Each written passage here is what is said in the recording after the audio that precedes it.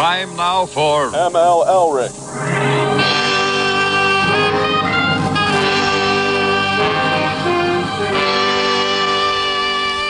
I'm always suspicious of a man, even in Detroit, who wants to play hide and seek, especially when he's a total stranger. Well, this fellow in a felt hat and tweeds had been shadowing me for too long. So finally, around 10 o'clock, I left the Cafe Tambourine, figuring that before the night was over, my shadow and I would be properly introduced. But before it was over, I met a lot of people, living and dead. Get your finger out of my face. Get your finger out of my face. Take the first shot, then, if you want to, Get your finger out of my face. It's gone. What are you doing? What are you doing? What are you doing? Come on. That is not paid for by them. That is paid for by the people of Detroit. Let me tell you something. You want to go right now? Okay? You want to go right now, Elrick?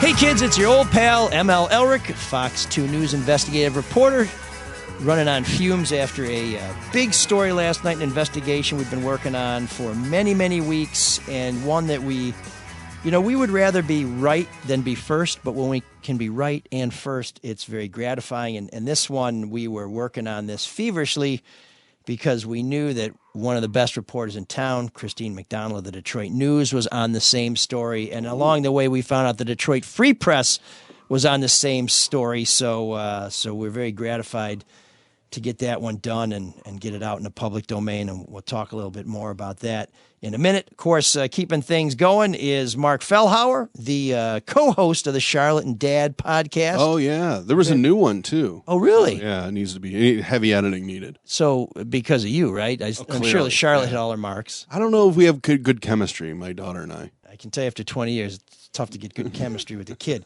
But that's the fifth show, sort of the secret show on the Red Shovel Network, the Easter egg show. Yeah, it is. Yeah, it's very hidden. And joining us in studio, off the road for once, Shawn Windsor. You can find him at the Free Press. Pick up the paper. Follow him online at Shawn Windsor, who wrote a...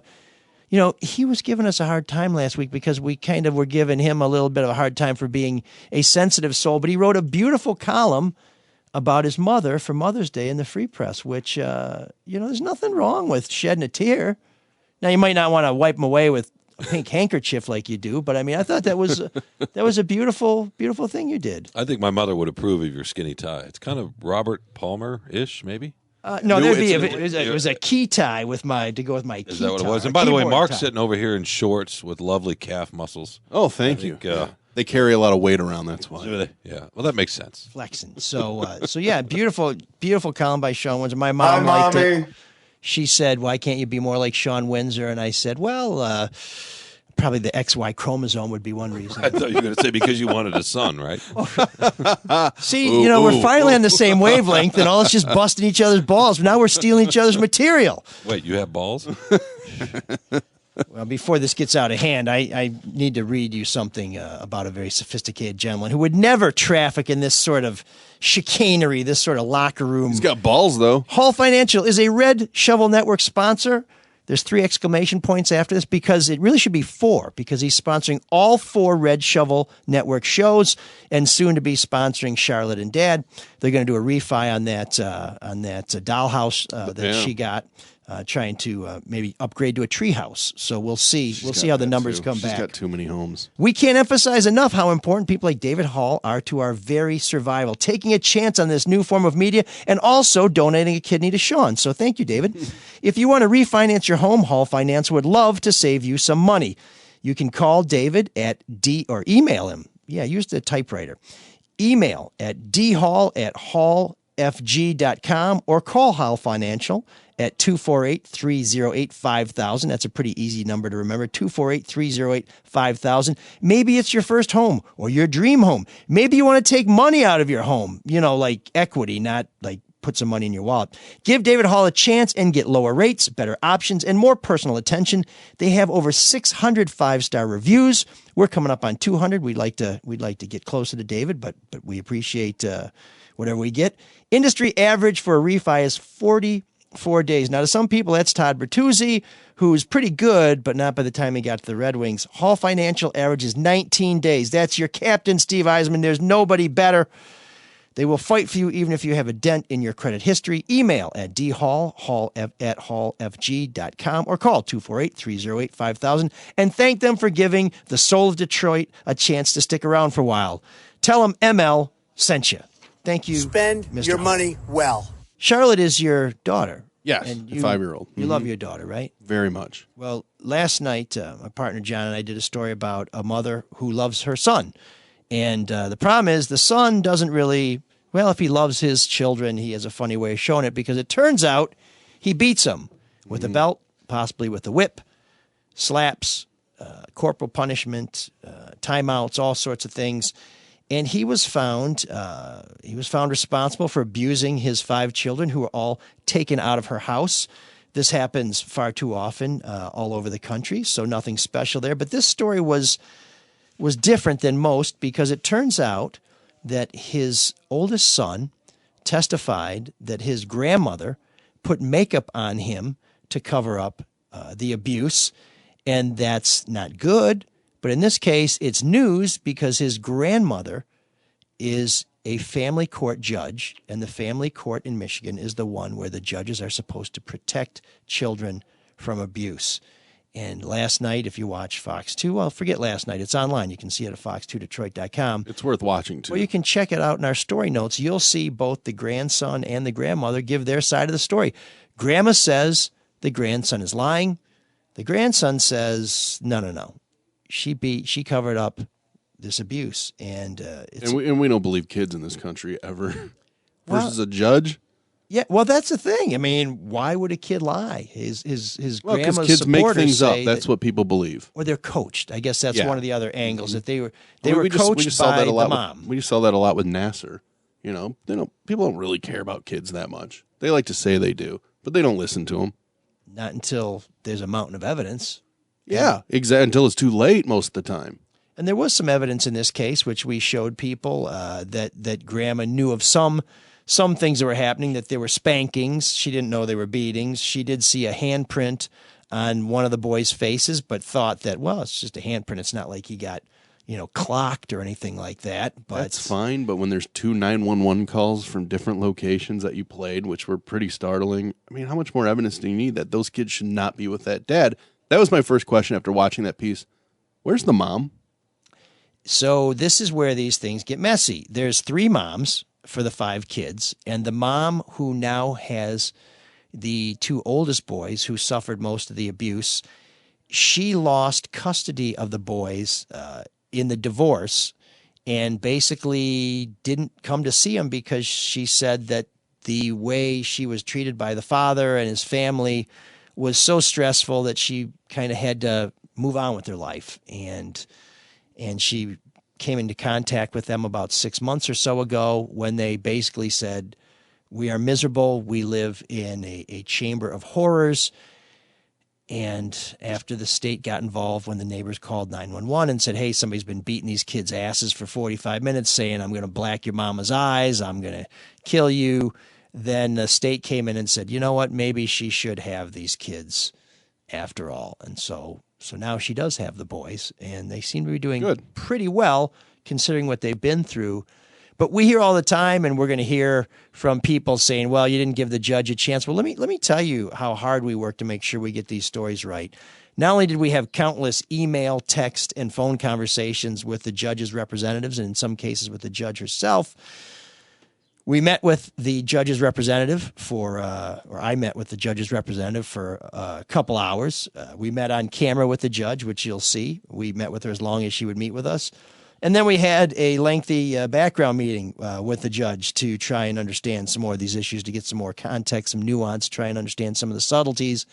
And then we did our story. And just before we do the story, the judge's lawyer sends a cease and desist letter basically saying, you're rushing to judgment. You didn't listen to anything we had to say. Of course, they hadn't seen the story, so I don't know how they knew that. Yeah, she's on camera. Yeah, and so it's just, we work really hard to get this stuff right. People don't understand how much time goes into these things, and we worked our ass off to be meticulous and to get it right. At the same time, we know other reporters are working on it, and we could lose the story, but that's how careful we were, and it's just, hey, don't cry any bitter tears for me. But in this business, it doesn't matter how careful you are. People are still going to say, you're rushing it, you're a hack, you're whatever they're going to say. Well, will it have any effect on any cases that she oversees where maybe there's allegations of abuse?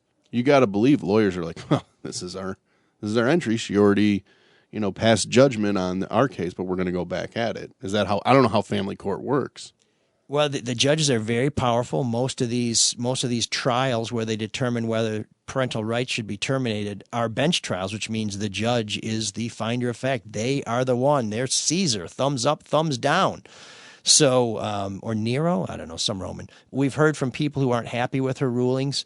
And we've heard from people who say the Judicial Tenure Commission should get involved to investigate whether she may have covered up. Yeah, or may have lied. And the rules for judges are very broad. If you do anything that even has the appearance of being inappropriate or could bring embarrassment to the judicial profession, that's enough to get you in trouble. Which is what she was trying to prevent, right? Embarrassment. Yeah. Mm-hmm. I mean, that's what this is all about. To cover up. Absolutely. If you believe if you believe her grandson, I mean, to me, people always ask me, what do I think about this? Well, to me, it's really simple. We get answers. We ask questions, we get answers, we present it, and we let people decide. So people want to ask me who I think is telling the truth. I don't have an answer for that. I say, watch our story. It's very thorough. It's very careful. I'll give you my opinion because I watched the story, and I thought the kid was very coherent with what happened and very consistent. So I'm going to believe him. So he's credible. Oh, I think he's incredibly credible. Yeah. And I just saw a small portion. Yeah. And like you said, people are going to say, oh, maybe he's coached. I don't think kids get coached that well. Well, the other counter that she has something to hide, too. The mom's side would say is that, well, if the two boys who are in my custody were coached, what about the other three kids who I've never met, who aren't in my custody, who have other mothers? They tell the same kind of story. Who coached them? There's witnesses. So now it's a conspiracy. As you said, Mark, the consistency, right? Yeah. And then you look at the motivation. What's the motivation? You have a judge, a powerful judge, right? With a profile who wants to protect that profile. Here's my other question. She is just now a judge, right? Yeah, so what did she do before when she allegedly put makeup on these kids to help cover it up? She was a lawyer, a very respected and accomplished lawyer in the family court. And this whole crisis became sort of in the public domain because Child Protective Services workers come over there at early in the morning in June because of these 911 calls.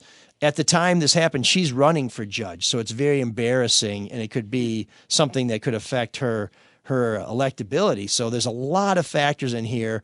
But despite all that, these boys told us and testified that the abuse that they were subject to, that they've been telling grandma about, that she'd been ignoring them for years. Yeah. So this wasn't a matter of political expediency. This seems to be, if you believe the boys, just the way grandma was going to deal with her son's inability to properly deal with his sons. So it's a messy, complicated story. We invite you to take a look at it at Fox 2.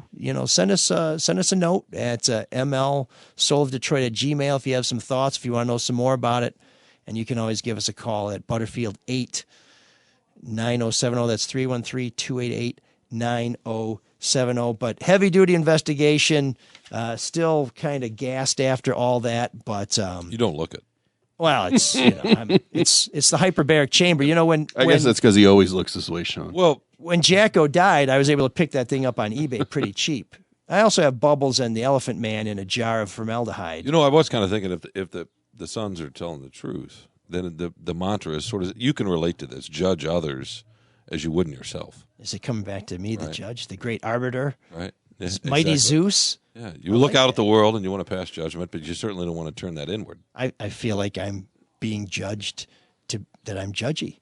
That's a little deep. Confusing. It's a little. It's not confusing? Your vision? Good vision. Yes, exactly. Dr. Yaldo, thank you, sir. The 4 shows on the Red Shovel Network. Not the best segue, but I'll take it. Yeah, no. And he doesn't judge. We'll fix this in post. We'll put in some what it takes to interlude music. You know what it takes to judge? Good vision. Yes, you have to see the truth. And what better way to see the truth than without glasses, right? Am I right, fellas? You're right. Nice. Okay, there you go. We're back on track. The 4 shows on the Red Shovel Network, including this one, continue to grow thanks to you, our loyal listeners. We're approaching a combined 900,000 downloads a week after starting at 0 3 years ago. This show is personally responsible for 809,999 downloads. So, we're kind of doing our part. Another great thing is that the sponsors who allow us to do this also get to grow with us. Like Dr. Yaldo, who has ratcheted up the lifestyle of so many of our listeners with his 2 state-of-the-art surgeries.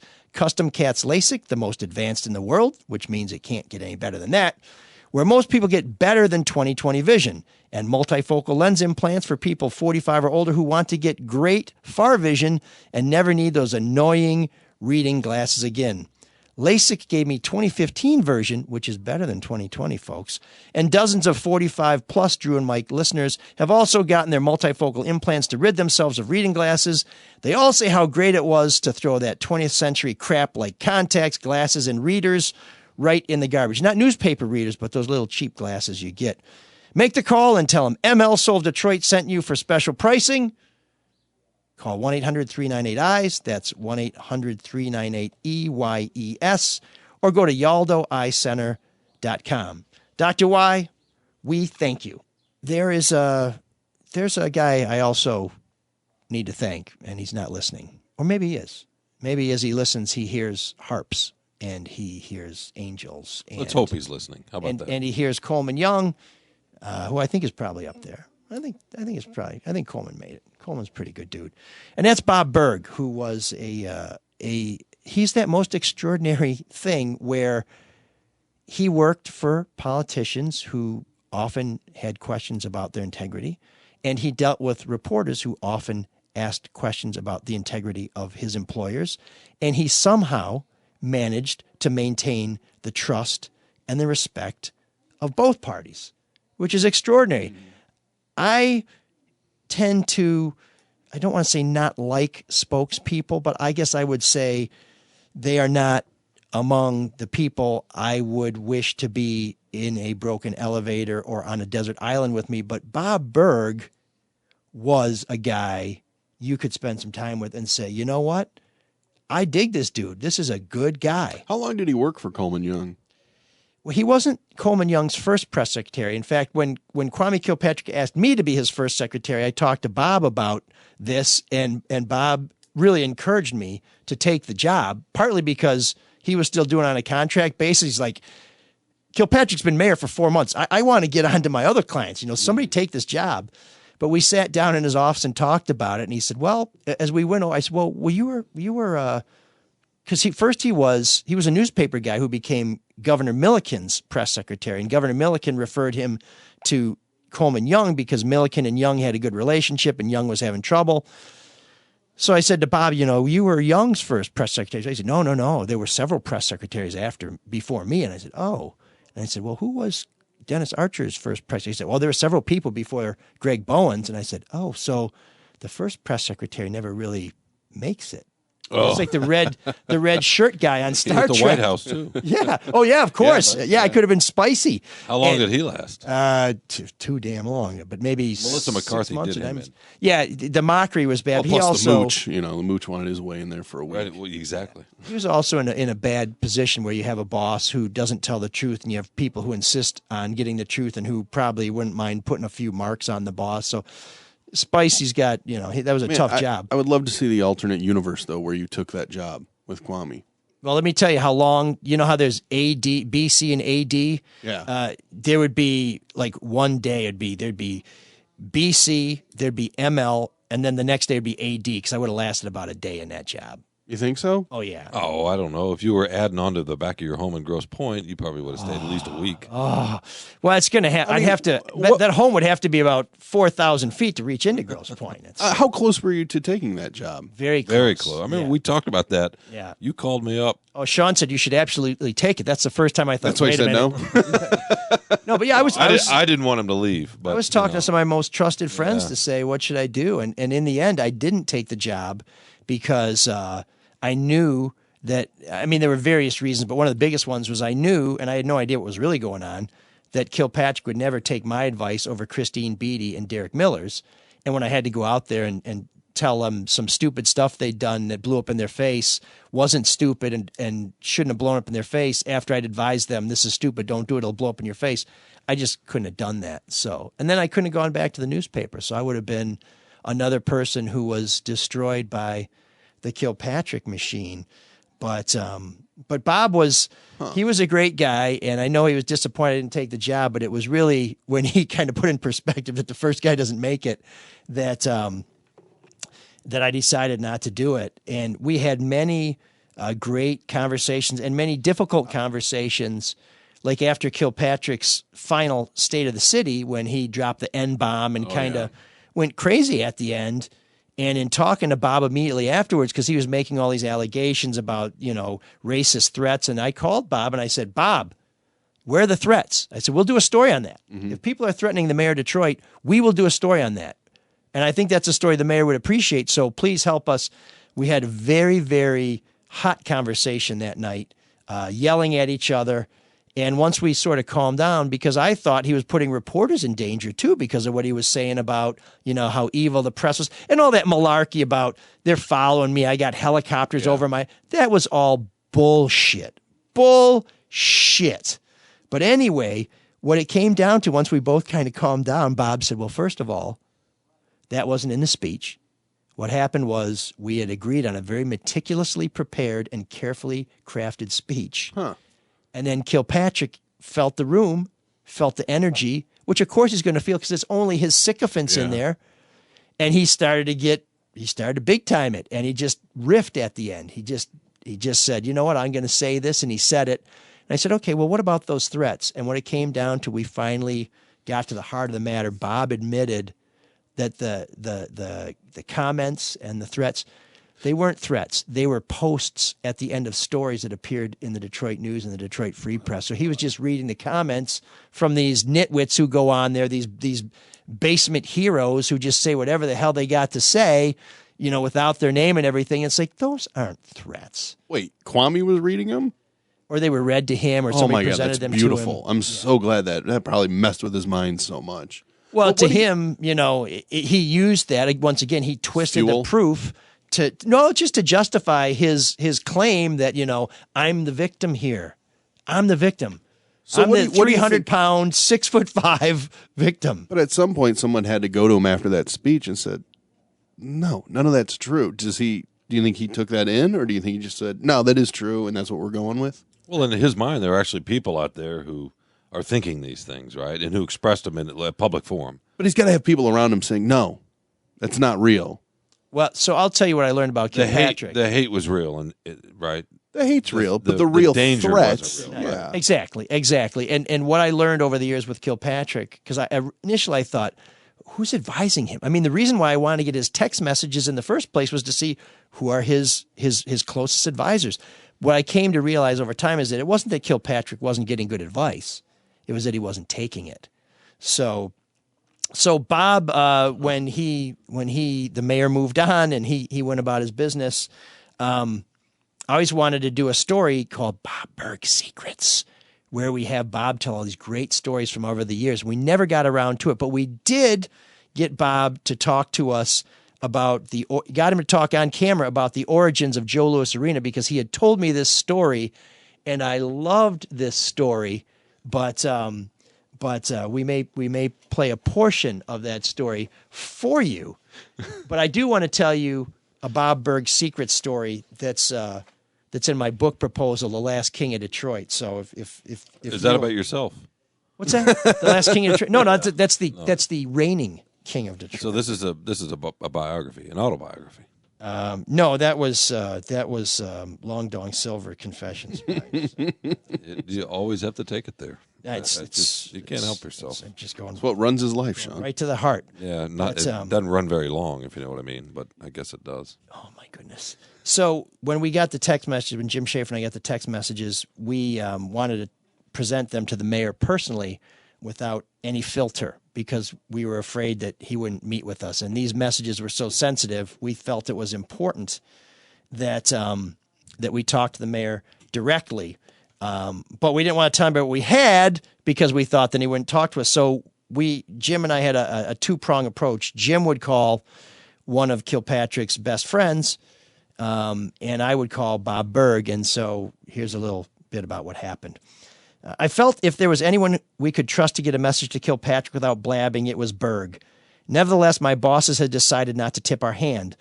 The last line in my notes read, "We are not at liberty to discuss this right now." So I called Berg, and at first he was puzzled about why I was calling. Then he was annoyed.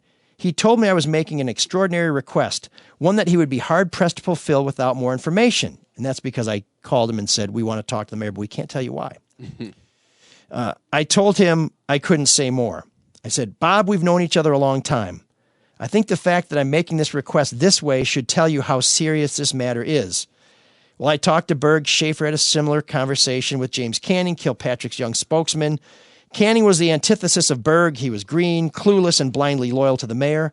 But while Berg was a member of Kilpatrick's kitchen cabinet, Canning worked in the mayor's office and might even be with Kilpatrick when Schaefer called. But Schaefer had no better luck than I did. So after a while, we couldn't get a hold of anybody. We couldn't get the mayor to call us back. And we're getting ready to publish the story. So it was time to tip our hand. So I called Berg at the office. He wasn't in, so I tried his cell.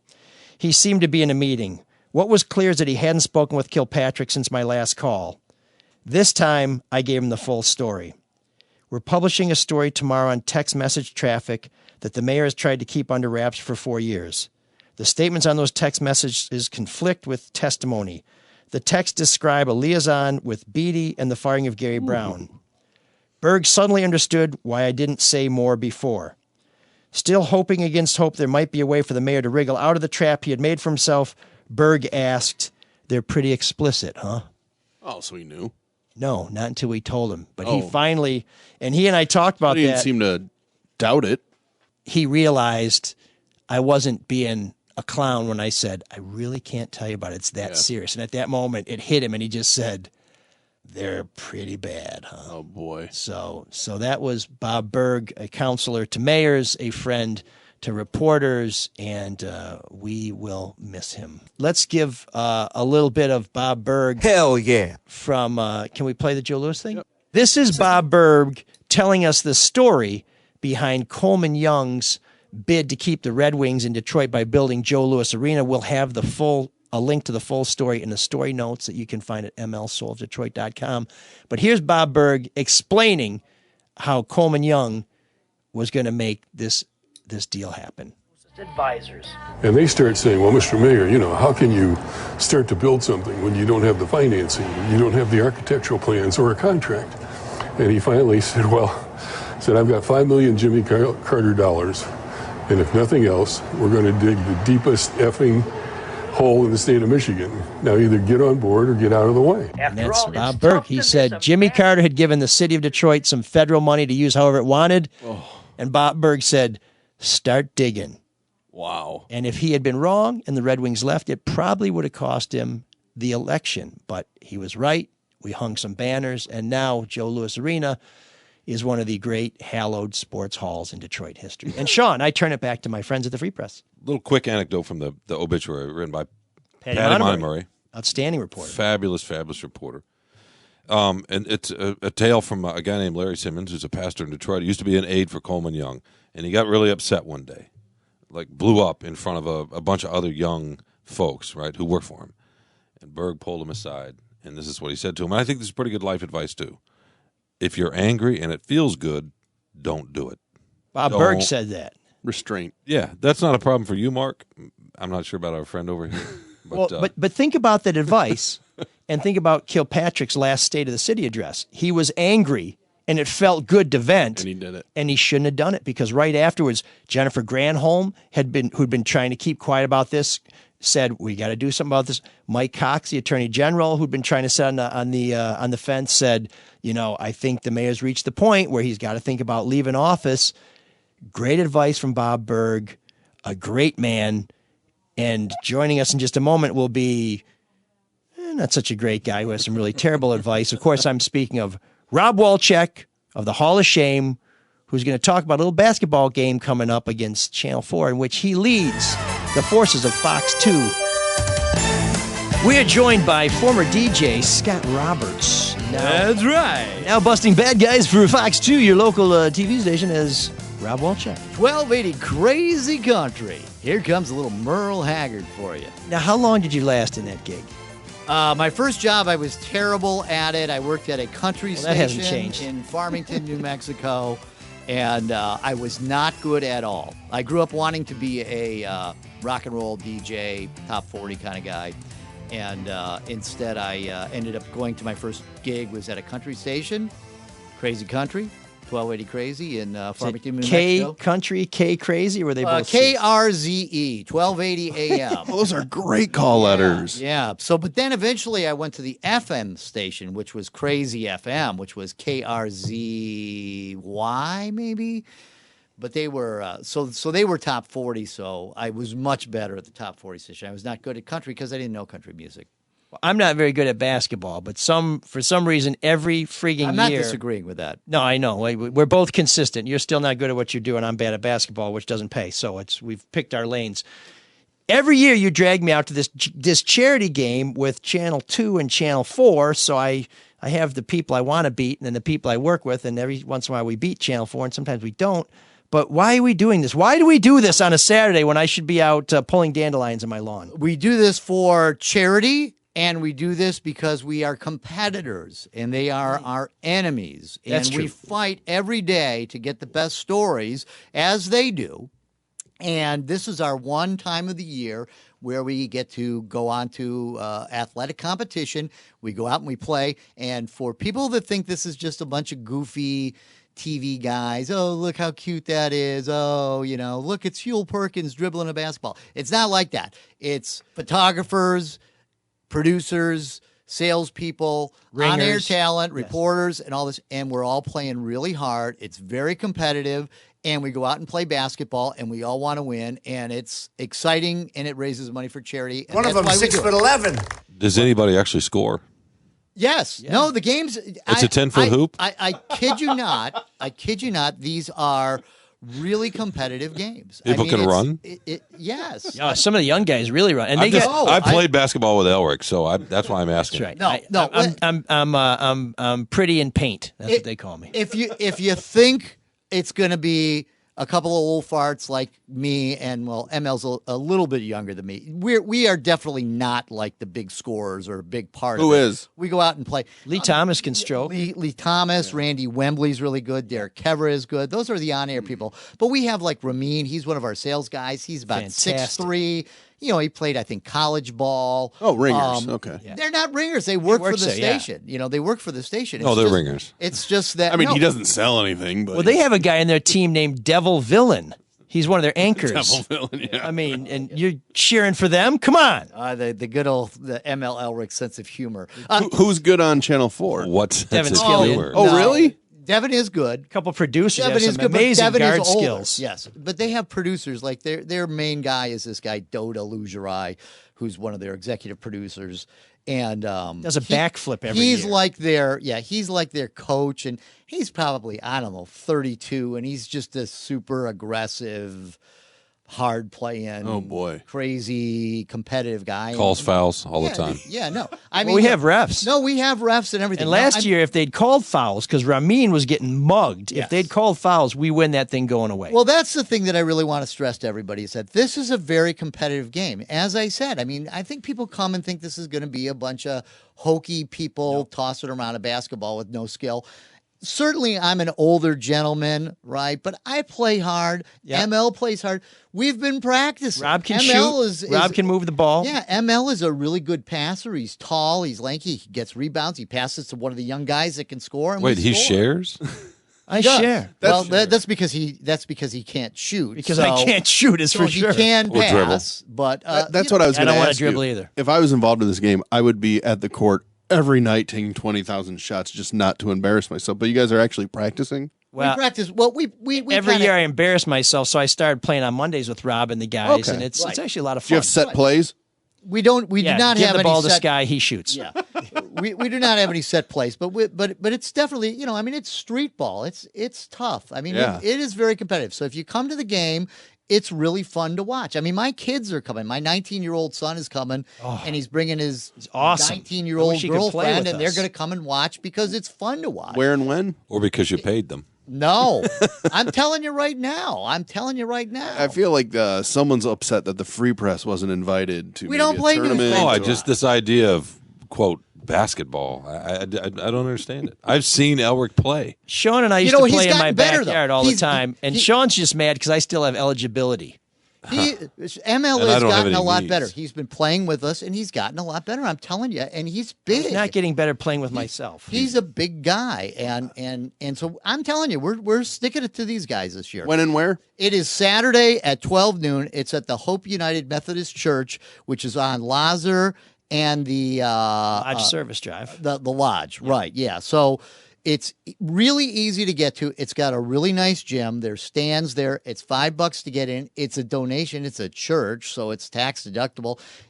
And honestly, if you said, I don't have $5, I just want to watch the game, they'd let you in. Yeah. But, so you can put $5 in, you can put $10 in, whatever you want to do. Most people pay $5, and you get to watch this game, and they sell hot dogs and the whole bit. And you find salvation. And we hang out. We hang out afterwards. We hang out afterwards. And that's one of the things that really surprises me about this is that there are really people that come and watch the game, and they're really Fox 2 fans, and you'd be surprised at all the people that want to take pictures with us. I mean, we're all sweaty and gross and tired and everything. But I'm not, because I'm only in for like 2 minutes. But there are people that really, look at us as celebrities, and this is a big deal. Those people that work at Channel 7?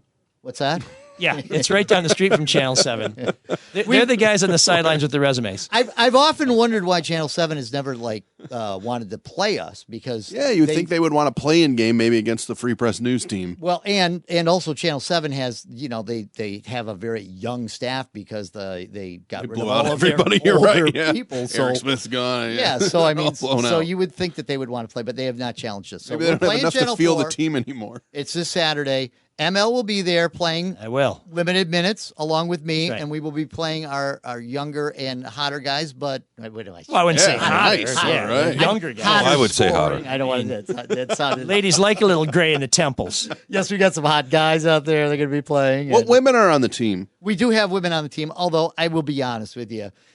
It's such a competitive thing that the ladies that go out there usually are kind of blown away, because seriously, if you were to take like Dina or Marielle Lou, So we'll have and Chelsea put them, Manning. If we put them out there, seriously, I kid you not, somebody would probably steal the ball from them. And So does knock everybody their have to be a butts misogynist to and work score, at Fox 2? When This is my Taryn question. played, the look on Taryn's face, I would not have gone anywhere near her. And when Nikki Hendricks from Promotions played, Right. she played at Stanford. She could ball. Really? Oh yeah. Yeah, we had a She's girl. retired now, but she Yeah. was sweet. So yeah, no, it's but it's a lot of fun. It's a fun event, and I do it every year. And I want to raise money for the church, and this is for their summer program.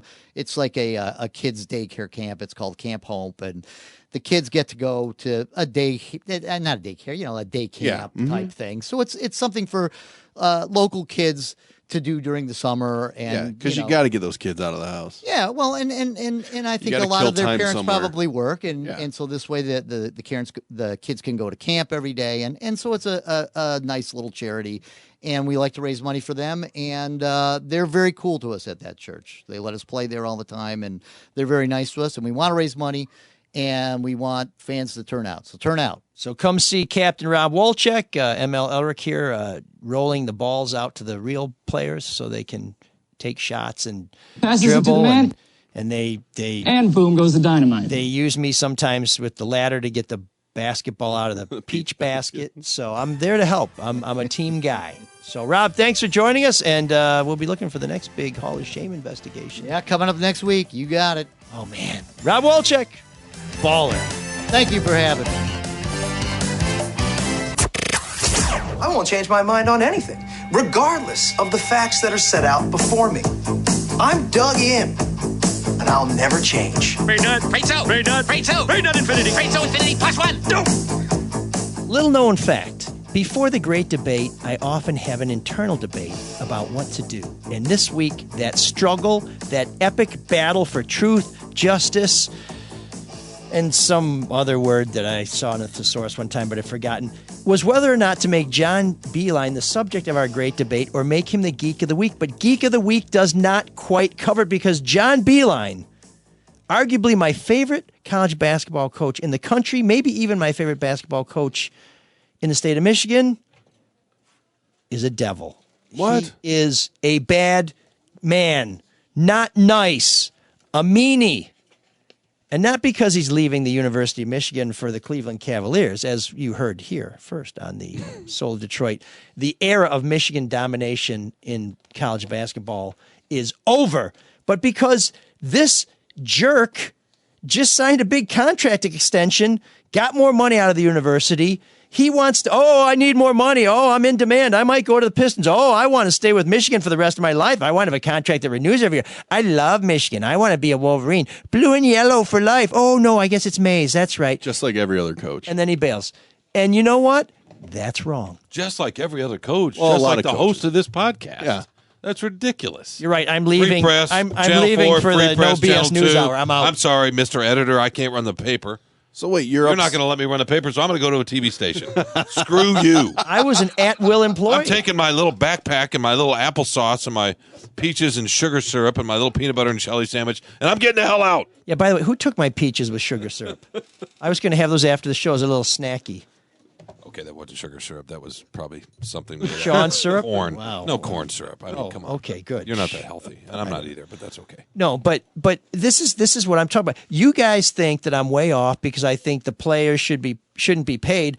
I'm saying the coaches are paid too much, and they never have to live up to their obligations. When they get a program in trouble and the students suffer, they leave. When they sign a contract and they bring all these students to campus and they stick the university up for more money, they should fulfill that contract. They should set an example. They should be the man they say they are and not somebody who leaves right away. And when I left the Free Press, I was not under contract. I was a free agent. I could leave whenever I want. They're paid that much because they don't have to pay the labor. He can leave whenever he wants, but I'm still confused here. That's not a new sensation. No. Somebody in an earlier segment, which is not our described 7609 selection. Can we just talk about this for a second? Somebody in an earlier segment described ML Elrick as a celebrity. Yeah. No. I'm perplexed. I'm I baffled. don't get that either. Usually when people recognize me, it's because they want to extend their arm with a fist at the end of it into my face. Which I don't the reason I consider brought me. this up though is because Maybe if Alec Baldwin. you weren't enough of a celebrity for your own liking at the Free Press, and you left because you wanted to be a bigger celebrity. That's not true. I wanted to work with attractive people, so I had to leave the Free Press immediately. You wanted attractive and vacuous people. Attractive vacuous? Now who's judging? It's about John Beeline. He's a devil. Attractive. Stay on target. What kind of what stay kind on of target? Q narrow attractive. Luke, you've switched off your battle computer. I mean, what attractive in the sense of hairpiece and makeup? I left the Free Press because they stopped running my stories. Fox 2 runs my stories. And I am under contract. You used to have a jawline. I am at under contract at Fox 2, and I can't leave until my contract is up. And that's what a contract is. Of course, it's I've never had an a obligation between two parties, not, I got something better. I think I'm going to skip out. Why can't he go coach in the NBA? He can, but this is why. He's been wanting to do this for years. This is why I loved D'Antonio, hated Saban, hated Perlis, because every year, if they got a sniff from the NFL, they'd go back to the university and say, I think I might go to the university. Leverage. You got to add money. And no, but a deal is a deal. A contract is a contract. These kids who go to these colleges are bound to their commitment, and so should the coaches. That's another issue. If you're going to shape people's character, if you're going to be a leader of men or anybody, if you're going to be a leader of goats, and you tell them you're going to do something, you damn well should do it. You're right. You're right. When Until something better comes along. I sign a year-to-year deal. If something better comes along, I'm gone when my contract's up. John Beeline, if he knew he wanted to be in the NBA, sign a year-to-year deal and give yourself the freedom to go. These guys he just brought to campus and he recruited. Did he tell him he wanted to be in the NBA? He sure as hell didn't. Mark. Maybe they should know because he flirted with it last year. By his logic, I should be washing dishes where I started in 1981 in Columbia, South Carolina. I should never move beyond that because, God damn it, I promised the cooks I was going to wash the hotel pans that they brought back. I've read your work. You should be washing dishes. I mean? And what about you, Mark? You should still be doing I'll do anything at this point. Mowing lawns? Yeah, pretty much. You never should have left beyond that. Did you take that job in Elrick that should kitchen be a and mortgage say, advisor, whatever who was when he was 14. So you took this job at this kitchen and you said, for $2 an hour, I'm going to wash dishes. And then somebody said, hey, they're opening a Burger King. You better make it $2.25 and I'll stay here for the next 5 years. You absolutely did not. You're an at-will employee. So you're telling me. So this is what you're telling me.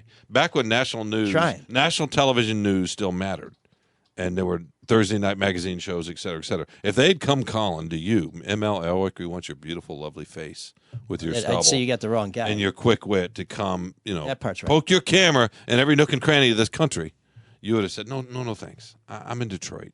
Sounds like your argument's more about contracts. Made it relevant. Yeah. But it's about commitment. And these coaches all coach commitment. I think, and I'm not positive about this, but I think that 5-year extension that he signed was actually a rollover from his previous contract anyway. Yeah, but if you know you want to leave at some point, you don't need a 5-year deal. How do you know that how do you know you want to leave? How do you know when someone's coming? Hasn't he said his dream was to be in the NBA? But you don't know if that's coming or not. So why wouldn't you sign the best deal you can? Because they're never. This is a guy who has job security. The reason why they give him more money when he puts a gun to their head and more term is because they don't want to lose him. Yeah, he has leverage. the power in this relationship. So now what he wants is he wants the right to kill and to get out of jail free card, and he wants the bond money that he put up to be given back to him. No, he doesn't. He just wants to coach in the freaking NBA. Then don't sign a long-term contract with That's a how college. these contracts work. And then the next thing you know, you're out on your ass. That's how these contracts don't work. No, you're thinking of a contract from 1950. Most employees, a lot of when you were employees, washing a lot dishes more employees. With Tony are contracted. Montana and what was the other guy, Sonny? Oh, yeah. Remember they're washing? Yeah. First you get the money, then you get the power, Cocaine then you get the dreams. women. That was you, wasn't it? Now it's more the F. Murray Abraham Saving your getting friend thrown out of from the getting helicopter. chainsawed to death. Actually, I'd want to be the Sosa, the cool guy down in South America Who who gets just blown calls us, up in a Tony, Citroen. don't you mess with me, you little monkey! And then I send all my guys to wipe him out. And then you get blown up in a Citroen. In fact, you know what? That may You're be falling a into great this way. trap, Sean, of him just diverting the topic. That may be He a has great no way argument. to end I next don't, I don't mind going down this Elrick hole with him, so to speak. Now Better that you than things me. have gotten really creepy, stay away from my hole. I'm at a rabbit hole. And it's that's a your great metaphor for debate. rabbit hole, but you got to bring it back to whatever that is. Oh man, the geeks have inherited the earth. Did I do that? What a dork. Does him wanting to play with us again mean that he's turning into a geek, or we're turning into cool guys? Speaking of holes, there's an A-lister who's an A-hole. Felicity Huffman, who has gotten her due, her comeuppance, if you will, for using her influence, her money, you name it, to get her kid into some fancy pants school. And why did this not seem wrong to her? Well, let's consider Ms. Huffman's resume, shall we? Huffman attended the Putney School, a private boarding high school in Putney, Vermont, and graduated from the Interlochen Arts Academy in Michigan.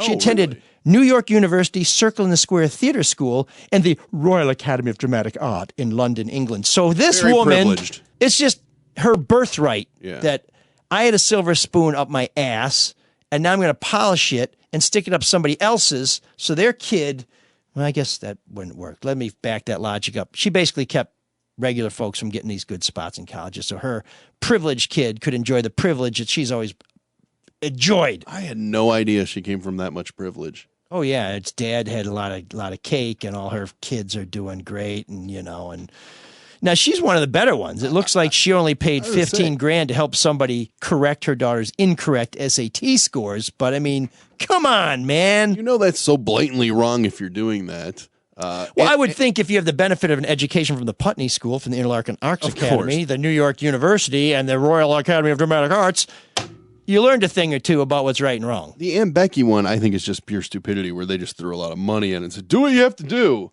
Right, yeah, I sold some stupid jeans, so I got more money I know what to do with, so get my kid into Stanford. And her defense is basically, we didn't know what they were doing. The problem is that she wrote it off as a donation to a charity, and that's where she's in some big trouble. Oh, so she's going to be from Full House to Big House? Pretty much. Oh, I think so. Felicity Huffman, you are our Geek of the Week. See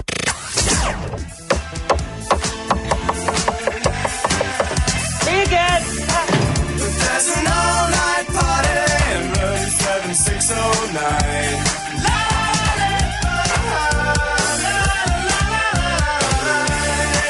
And you can dance together all night if you've got the time.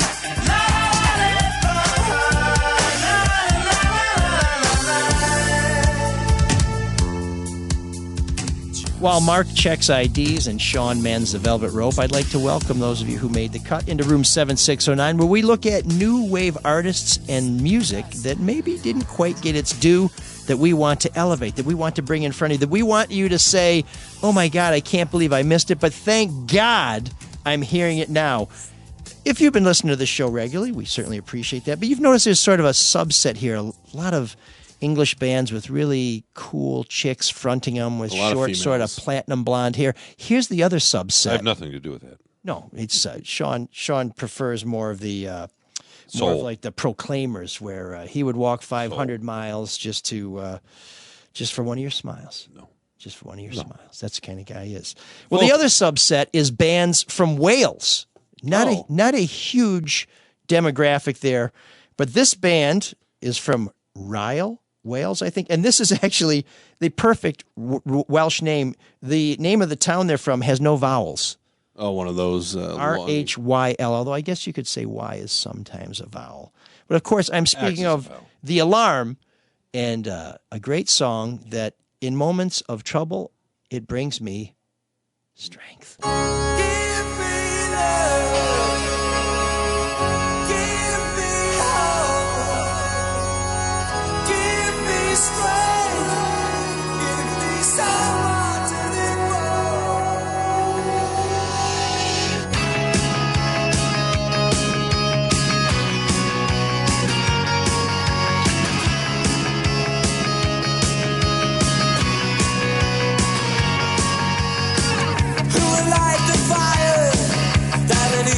Survive. Who will be the lifeblood coursing through my veins, like a river flowing that will never change? I need someone I can depend.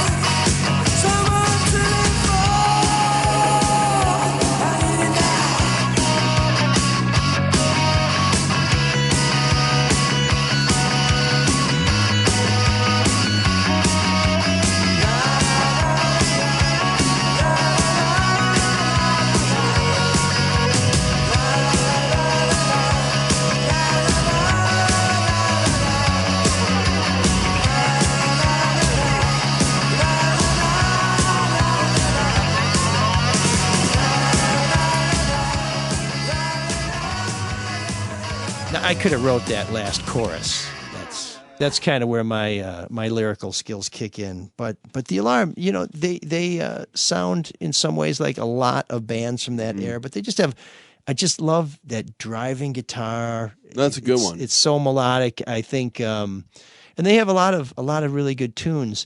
But as we were discussing a moment ago, their original name, probably a good idea to change. I don't know if the Alarm is a great name, but the original name, bland. Not so good. The Toilets. Yeah. So. Well, they were a punk band first, so that kind of fits a punk band. Sure, but I mean, if you're in England, you could be the Loos. You could be the Commodes. Be the Turlets. That's always the Turlets would be good. Yeah. Sure, I like that. I guess that's the Shitters. That's what you'd say if you were listening to a band around Washington or something. Yeah, like exactly. That. But now you were saying that you hear a lot of the Cult. I do hear the Cult in there. Fire. It has sort of that feel, but I don't think he hits those notes that Ian Astbury hits, and you definitely do not have that heavy metal edge that you get with the Cult. And Jim Schaefer and I have this debate all the time. So when I was in college and whenever I'd hit the clubs back here, go to the Shelter, go to the City Club, I would always ask him to play She Sells Sanctuary, which is a great tune. But I think the greatest Cult tune of all is Firewoman. And Schaefer's always like, it's the rain. The rain. I'm like, no, it's Firewoman. And I won't even... Which one charted higher? That's the end of your argument. That's a good question. Got to be Firewoman. Oh, so good. But so that's The Alarm. Another great hit in room 7609, or soon to be hit. It's going to get a second chance. If you have some suggestions for us, send us an email. mlsoulofdetroit@gmail.com. Give us a call at 313-Butterfield-89070. That's 313-288-9070. And we want to thank all our sponsors who keep all of these features and this very show on the air. Dr. Yaldo, David Hall with Hall Financial. And guess what? We have potentially a new sponsor. Mark, tell them how they can get involved. That could be you. Go to the website, mlsoulofdetroit.com. There's a donate bar right there. It'll take you to a PayPal thing. If you're so inclined, anything matters. Even if you want to give $1, ironically, we'll take it. We'll take it, yeah, sure. To keep this thing moving and going afloat. That's right. And if you want to advertise, that window's open as well. Yeah, think of it as like public radio that isn't boring. Yeah, we'll send you a rate card. Yeah, and soon we may have some merchandise, so we'll find another way to take money from you. But most of all, we appreciate you listening. Please share the podcast with your friends. It's the most important part. Subscribe and rate it, unless you hate it. 5 stars. If we could modestly suggest a suggested rate, unless it's like a 10-star scale, then maybe you go with 10. Please support the other shows in our network. That would be No Filter Sports with Eli Zaret, Bob Page, Denny McClain. Great shows this week. If you missed them, you can find them. The No BS News Hour with Charlie LaDuff. And, of course, our flagship, the Drew and Mike podcast, where you'll see Marc Fellhauer, he kind of chimes in every once in a while when he's not doing Charlotte and Dad podcast. You get mad at him. So we thank you for your time. Please spread the gospel of the soul of Detroit. You are listening to the Red Shovel Network. Cyrus, take us out. Can you dig that? Can you dig it? Can you dig it? M.L. Elrick is presented from Drew Lane in Ferndale and stars M.L. Elrick in the title role. Tonight's story was written by Rob Wolchek and was produced and directed by Marc Fellhauer with original music by Shawn Windsor.